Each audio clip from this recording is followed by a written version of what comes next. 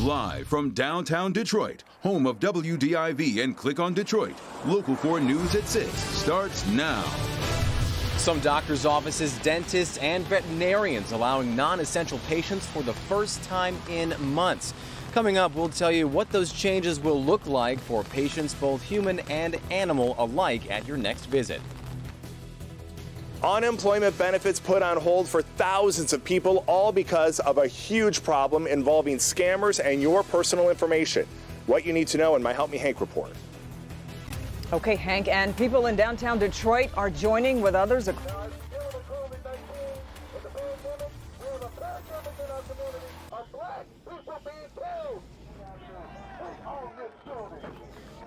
People in downtown Detroit are joining with others across the nation in protesting incidents of police brutality as the former officer in the George Floyd case is taken into custody. Former Minneapolis police officer Derek Chauvin is facing several charges, including third-degree murder and manslaughter in the death of George Floyd. But for many, of course, that decision has come too late. Jason Colthorpe has been following along with what started as a peaceful protest. Jason, though, I understand there has been at least one arrest here in Detroit. Yeah, Devin, and that really set off some unrest here. Things got very close moments ago of getting way out of hand. You see a crowd here chasing down the street. Those four officers on horseback moments ago were trying to clear the crowd away from a police car after it had made an arrest. And just a few seconds ago, they nearly pulled an officer and his horse over. It really got dangerous here, and you could probably hear a helicopter close overhead. A few minutes ago, police clearly made the decision it was time to disperse this crowd, which is now through Corktown at the corner of Michigan and Rosa Parks. And when they made that decision, they brought in the chopper very low, sirens very loud, squad cars moved in aggressively, and the crowd, which had just had its high point, marching through Corktown, chanting George Floyd's name.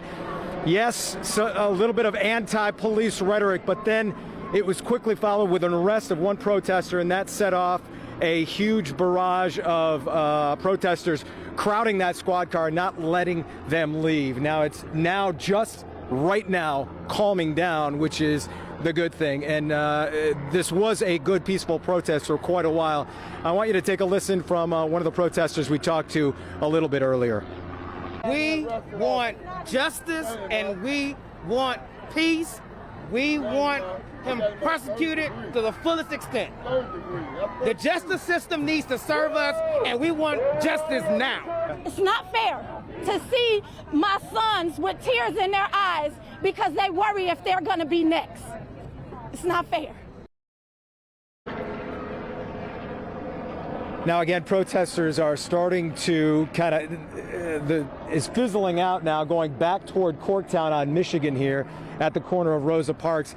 They had really marched quite a long way. It started at police headquarters, went to downtown to Campus Martius, up Woodward to Cass, and then to Michigan, and all the way out here.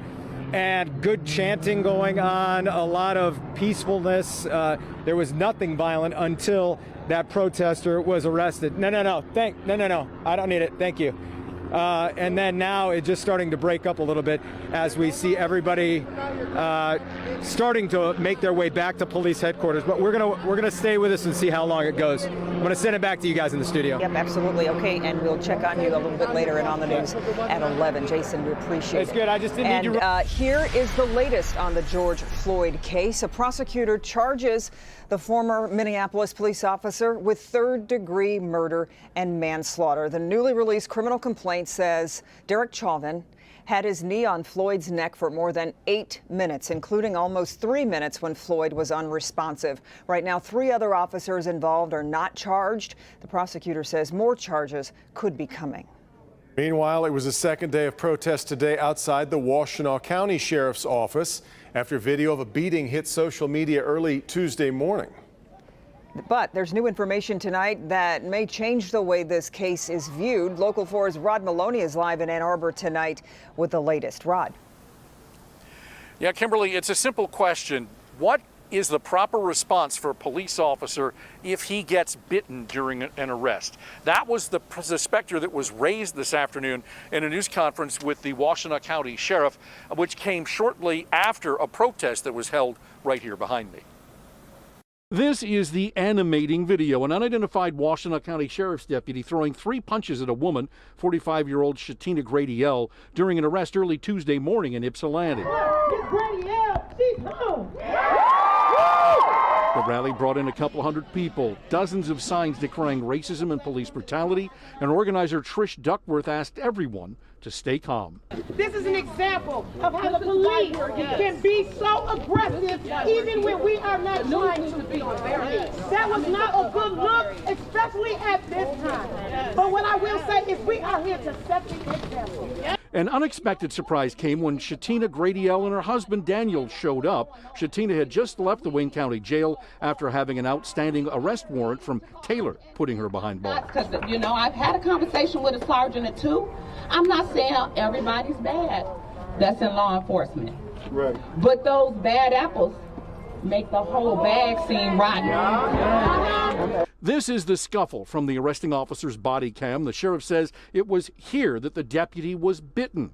We asked Sheriff Jerry Clayton if these punches are the proper response. I'm going to resist commentary on that because I want to make sure I don't do anything and nothing that I say sways or interferes with the investigator's investigation or any of the decisions that are made by the Attorney General. What he's talking about there is the Attorney General will make a charging decision whether or not to make charges in this case with that officer. And it's the Michigan Sheriff's Association that is conducting the investigation into that. Back to you. And what is the status with the officer right now, Rod? The officer is off duty on administrative leave, awaiting the decisions in this case. As we do as well. All right, Rod. All right, moving now to the latest on the coronavirus crisis and Michigan's response. We've lost 34 more Michigan residents to the virus, and the state is reporting 607 new cases. Governor Whitmer is going to testify in a hearing next week. It'll be done remotely, but it'll be before a congressional subcommittee about Michigan's response to the virus and what states need right now from Washington. Whitmer will join the governors of Arkansas and Colorado and ask Congress to pass a 4th stimulus package to help states that are all facing large budget crises now. Meanwhile, Governor Whitmer said in the coming days she's confident she may be able to announce further easing of restrictions. But as she and her team make those decisions, they'll be looking at more than just the overall state numbers. Governor stressed the importance of knowing where the new positive cases are, making testing so important.